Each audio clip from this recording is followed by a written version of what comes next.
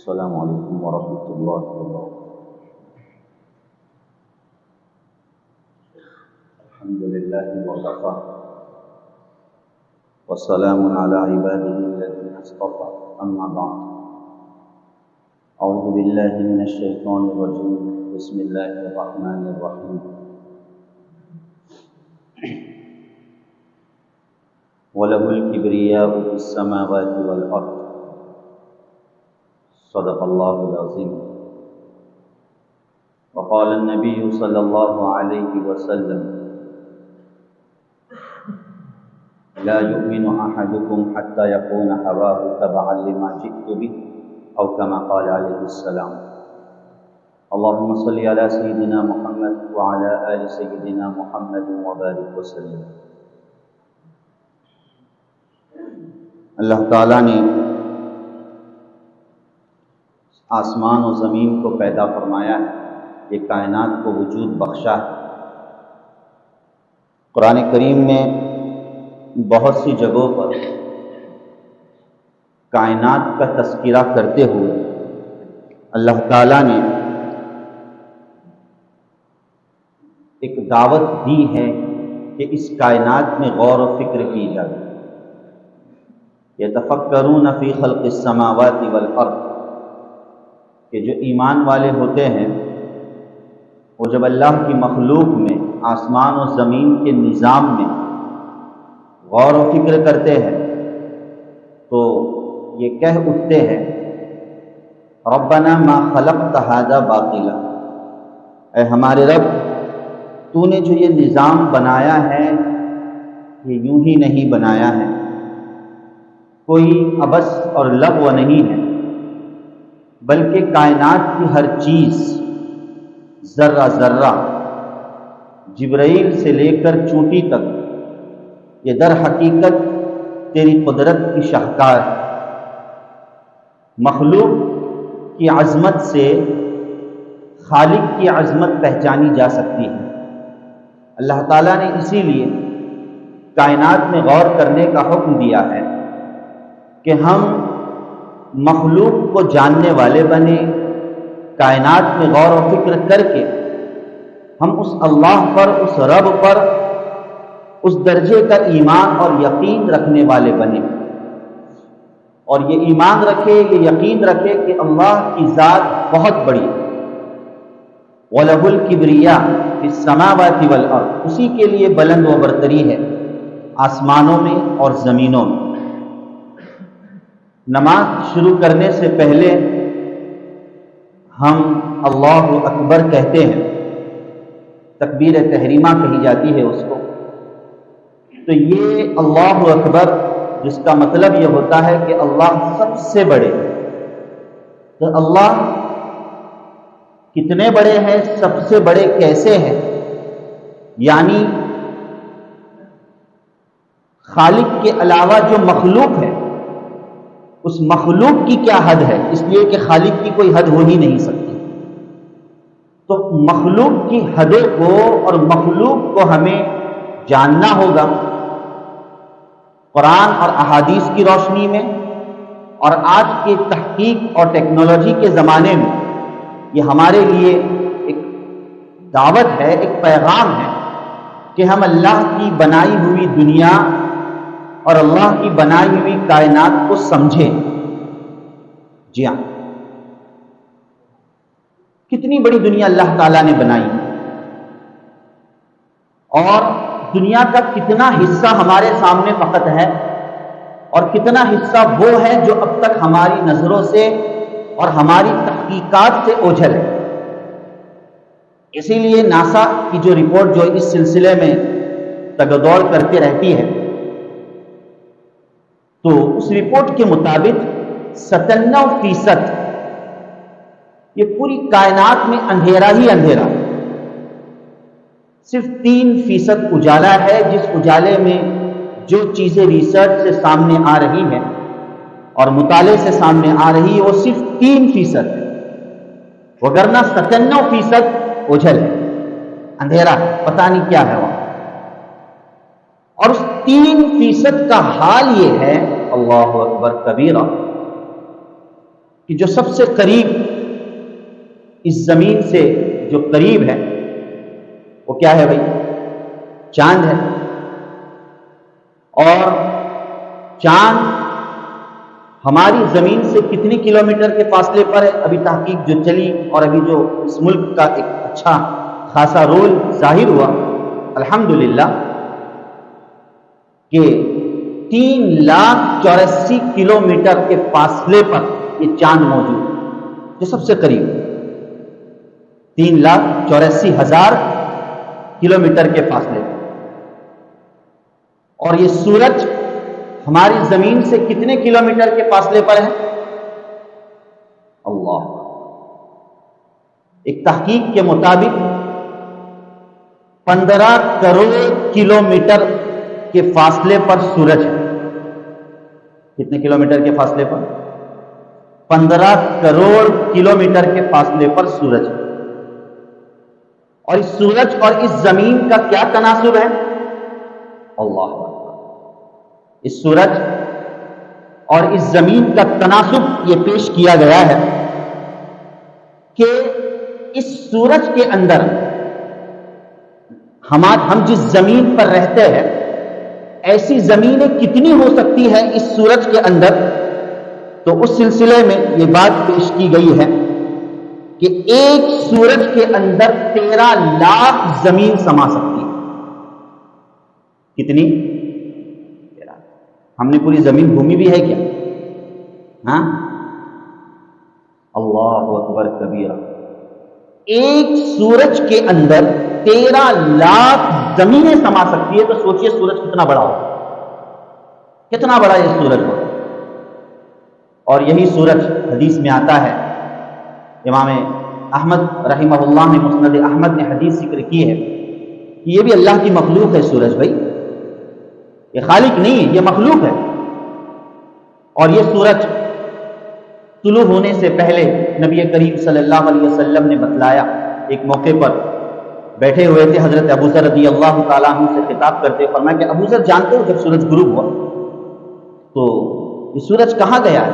کہا کہ اللہ اس کا رسول بہتر جانتے. کہا کہ یہ اللہ کے عرش کے سامنے سجدہ کرنے، اللہ کے عرش کے سامنے کہاں گیا؟ سجدہ کرنے، اور اجازت مانگنے گیا کہ اللہ میں آئندہ کل طلوع ہو یا نہ ہو. اللہ کی اجازت سے یہ سورج طلوع ہوتا ہے. ہمارا ایمان اور یقین ہے اس میں. ارے وہ ہے کہ نہیں؟ ناسا کی باتوں پر تو یقین فوراً آ جاتا ہے. ایک مثال، اور کیا پیارے نبی صلی اللہ علیہ وسلم کی باتوں پر یقین نہیں آئے گا؟ یہ تو ہمارے ایمان کی بات ہے بھائی. تو سورج بھی اجازت مانگتا ہے طلوع ہونے کی. تو 13 لاکھ زمینیں اس ایک سورج کے اندر سما سکتی ہیں. اور اللہ تعالیٰ نے ایک سیارہ بنایا ہے، اس کا نام UI-40 اسٹار ہے. اس سیارے کے اندر 5 ارب سورج سما سکتے ہیں. یہ سب ناسا کی جو تحقیق اور رپورٹنگ آپ حضرات مجھ سے بہتر جانتے ہو کہ جو اس سلسلے میں طلباء اور جو اسٹوڈنٹ ہے وہ اس کی اچھی اسٹڈی ان کی ہوگی، وہ جانتے ہو کہ 5 ارب سورج، 5 ارب سمجھتے کتنا ہوگا؟ 5 ارب سورج اس ایک سیارے میں سما سکتا ہے. اللہ اکبر کبیر. اور اس ظاہر ہے کہ چاند تک کلومیٹر کا فاصلہ ناپا جا سکتا ہے، سورج تک کلومیٹر کا فاصلہ ناپا جا سکتا ہے، لیکن پھر بعد میں کلومیٹر کی کیٹیگری بھی ختم ہو جاتی ہے. پھر اب کیا ہے؟ نوری سال شروع ہو جاتا ہے. بہے کہ نہیں؟ نوری سال، لائٹ ایئر جس کو کہا جاتا ہے، یعنی کلومیٹر ختم، کمپیوٹر، کیلکولیٹر، کیلسی، ساری چیزیں فیل. اب وہاں سے ایک تصوراتی دنیا شروع ہو جاتی ہے. نوری سال یعنی تصوراتی دنیا، کیونکہ ایسی کوئی ٹیکنالوجی بنی ہی نہیں ہے کہ اتنی سپیڈ میں اس مسافت کو طے کر سکے. تو اس نوری سال کا اندازہ اس طور پر لگایا جاتا ہے کہ 1 سیکنڈ میں، وہ نوری سال اگر کوئی ایسی چیز ایجاد کی جاوے جو اتنی سپیڈ سے چلے کہ 1 سیکنڈ کے اندر 3 لاکھ کلومیٹر کا فاصلہ طے کرے، اس کو نوری سال کہا جاتا ہے. اس طرح پورا 1 سال تک وہ مسافت طے کی جاتی. اللہ اکبر کبیر۔ تو کتنی بڑی دنیا ہو۔ اچھا، یہ تو میں نے صرف سورج اور اس ایک سیارے کا نام لیا، اور اسی طریقے سے اللہ تعالیٰ نے قرآن کریم میں سورۃ الواقعہ میں بھی اس کا تذکرہ فرمایا ہے کہ قسم ہے ان ستاروں کی جو ڈوبتے ہیں، قسم ہے ان ستاروں کی جو ڈوبتے ہیں۔ یہ بڑے بڑے ستارے اور سیارے یہ بھی کسی میں سماتے ہیں، کسی میں ڈوبتے ہیں، کسی میں چلے جاتے ہیں، جس کو آج کی تحقیق کے مطابق بلیک ہولز کہا جاتا ہے۔ بلیک ہولز اتنے بڑے ہوتے ہیں کہ اس کے اندر یہ سورج جیسے بڑے بڑے اور اس سے بڑے بڑے سیارے سما جاتے ہیں، ڈوبتے ہیں، بلیک ہولز۔ اللہ تعالیٰ نے اس کی قسم قرآن کریم میں سورۃ الواقعہ میں کھائی، قسم ہے ان ستاروں کی جو ڈوبتے ہیں، ان سیاروں کی جو ڈوبتے ہیں۔ اللہ، یہ تو صرف چند ستارے اور سیارے کا میں نے تذکرہ کیا، اور ایسے کتنے بڑے بڑے ستارے اور سیارے موجود ہیں۔ اللہ تعالیٰ نے یہ آسمانی نظام کا قرآن کریم میں بہت سی جگہوں پر تذکرہ فرمایا، بہت سی جگہوں پر، جہاں انسان کی عقل حیران رہ جائے بھائی۔ اچھا، یہ ساری چیزیں، چاہے سورج ہو، چاہے چاند ہو، یا اور بڑے بڑے سیارے ہو، یہ سب کہاں ہے بھائی؟ کہاں ہے؟ آسمان کے اوپر یا آسمان کے نیچے؟ یہ تو آسمان کے نیچے کی بات ہو رہی ہے۔ کس کی بات ہو رہی ہے؟ آسمان کے نیچے کی بات ہو رہی ہے۔ اب یہ آسمان کہاں ہے؟ اللہ و رسولہ عالم، اللہ اور اس کا رسول بہتر جانتا ہے نا۔ اور پھر ہمارا قرآنی نظریہ ہے، ایمانی نظریہ ہے کہ اللہ تعالیٰ نے ایک آسمان نہیں بنایا ہے، اللہ نے کتنے آسمان بنائے ہیں؟ 7 آسمان بنائے۔ یہ حال اور یہ تذکرہ 3% 97% اور فیصد اندھیرا ہے، کچھ پتہ نہیں وہاں کیا ہے۔ 3% کا یہ تذکرہ اور یہ اسٹڈی ہے، وہ بھی پہلے آسمان کے نیچے کی بات ہے۔ اب دوسرے آسمان پر کیا ہے، تیسرے آسمان پر کیا ہے، اور چوتھے، پانچویں، چھٹے اور 7ویں آسمان پر کیا ہے، کہ اللہ بہتر جانتا ہے، ہم نہیں جان سکتے، بہے کہ نہیں۔ اور اسی لیے حدیث کی روشنی میں اس کو بتلایا گیا ہے کہ ہر آسمان کے درمیان، ہر 2 آسمان کے درمیان 500 سال کی مسافت۔ کتنے سال کی مسافت ہے؟ 500 سال۔ اب 500 سال کی مسافت کے لیے سواری کون سی، وہ تو پیشگی کی گئی، وہ تو ہم نہیں جانتے کیا سواری ہو سکتی ہے۔ 500 سال کی مسافت ہر 2 آسمان کے درمیان۔ تو اس طرح اللہ نے کل کتنے آسمان بنائے ہیں؟ 7 آسمان بنائے۔ آئیے زمین پر، جس زمین پر ہم رہتے ہیں، یہ زمین صرف ایک زمین نہیں ہے، قرآن کہہ رہا ہے کہ ایسی کتنی زمینیں ہیں؟ 7 زمینیں، 7 زمینیں۔ اللہ، یہ 7 زمینیں، ہر 2 زمین کے درمیان کیا ہے؟ کچھ کہا نہیں جا سکتا۔ کون سی مخلوق ہے؟ کون رہتا ہے؟ اللہ نے کیا بنایا ہے؟ اور دوسرے اور تیسرے اور چھٹے اور پانچویں چوتھے آسمان پر اللہ نے کیا بنایا ہے؟ کچھ کہا نہیں جا سکتا۔ پہلے آسمان کے نیچے کی چیزیں اب تک واضح نہیں ہو پائی، پہلے آسمان کی چیزیں اب تک واضح نہیں ہو پائی ہے کہ جائے کہ 7 آسمانوں کا تذکرہ کیا جائے۔ اور اسی مسند احمد کی روایت میں یہ بتلایا گیا ہے کہ ہر آسمان کا چوڑا پن، اس کا موٹا پن اتنا بڑا ہے جیسے کہ ایک آسمان اور زمین کے درمیان کی خلا ہے۔ ایسے کتنے آسمان ہیں؟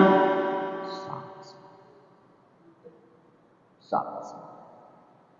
اور یہ ساری کائنات، ان ساری کائنات کے تعلق سے اللہ تعالیٰ نے آیت الکرسی میں ذکر فرمایا، وَسِعَ كُرْسِيُّهُ السَّمَاوَاتِ وَالْأَرْضِ، کہ اللہ کی کرسی اتنی بڑی ہے، اتنی بڑی ہے کہ تم تذکرہ کرتے کرتے تھک جاؤ گے، تمہارا ریسرچ تھک جاوے گا کہ جتنی چیزیں جو تم نے ریسرچ کر کے ظاہر کی ہے اور جو چھپی ہوئی ہے، وہ سب کے سب اس کے اوپر کیا ہے؟ اللہ کی کرسی ہے۔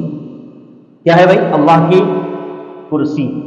وَسِعَ كُرْسِيُّهُ السَّمَاوَاتِ وَالْأَرْضِ، اللہ کی کرسی۔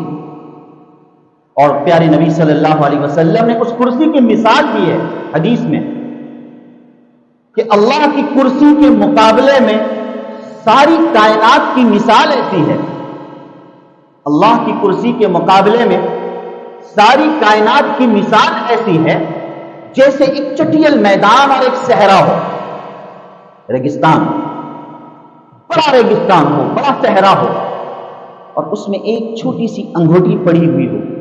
کیا اس انگوٹھی کی کوئی حیثیت ہو سکتی ہے؟ کتنے کلومیٹر انگوٹھی جگہ لے گی؟ نہیں، اتنی سی انگوٹھی، کہاں صحرا اور وہ کہاں انگوٹھی؟ تو گویا کہ وہ صحرا اور اس سے بھی بڑی اللہ کی کرسی، اور کائنات کی ساری چیزیں، سورج ہو، کھرب سورج ہو، چاند ہو، ستارے، سیارے، سب اس کرسی کے مقابلے میں ایک انگوٹھی کی بھی حیثیت نہیں رکھتے، ایک انگوٹھی کی بھی حیثیت نہیں رکھتے۔ آئیے اور اوپر پھر اللہ نے ذکر فرمایا الرحمن علی العرش استوى، ایک اور مخلوق ہے اللہ جو سب سے بڑی مخلوق ہے۔ اگر کوئی یہ سوال قائم کرے کہ اللہ کی مخلوقات میں سب سے بڑی مخلوق کون سی، تو وہ کیا ہے؟ اللہ کا عرش۔ اللہ کا کیا ہے؟ عرش ہے۔ اور اللہ نے سب سے پہلی مخلوق جو بنائی ہے وہ کون سی ہے؟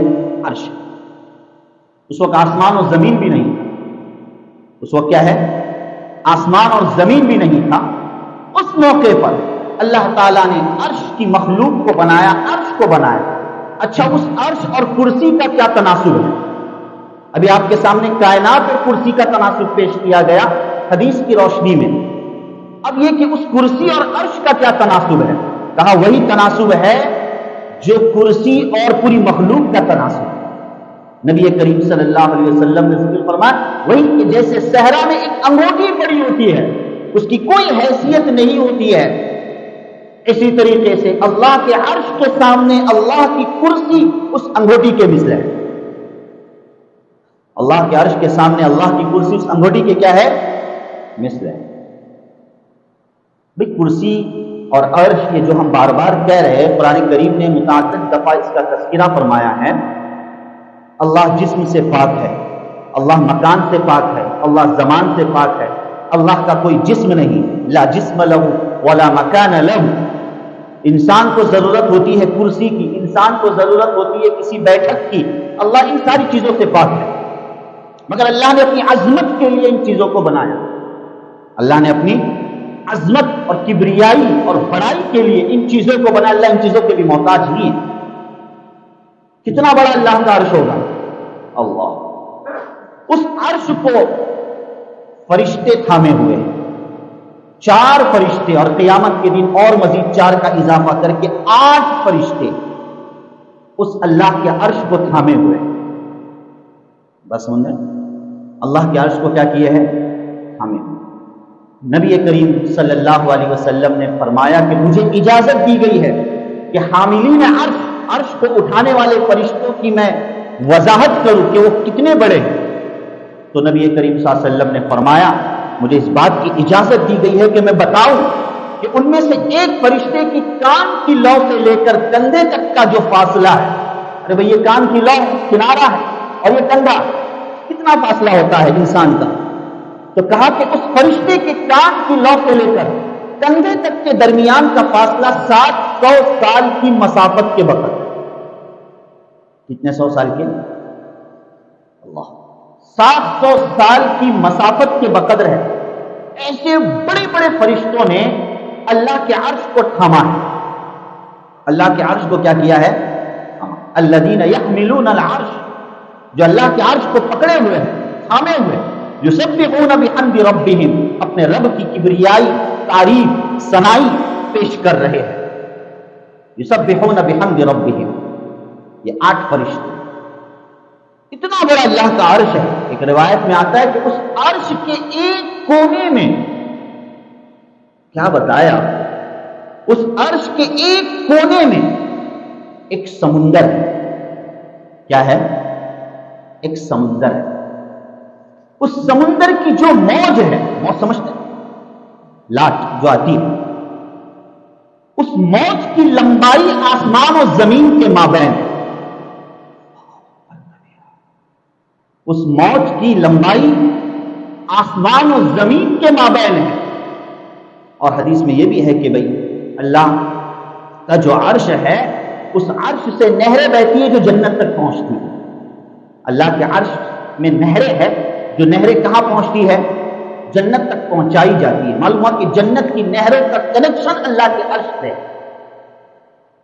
جنت کی نہروں کا کنیکشن کہاں سے؟ اللہ کے عرش سے ہے۔ اور یہ بھی معلوم ہوا کہ جنت یہ ایک ملأ اعلیٰ اور اوپر کی بات ہے اور روحانیت کی بات ہے کہ اللہ تعالیٰ نے اسے کتنا اوپر اللہ تعالیٰ نے جنت کا ٹھکانہ بنایا نہیں جانتے،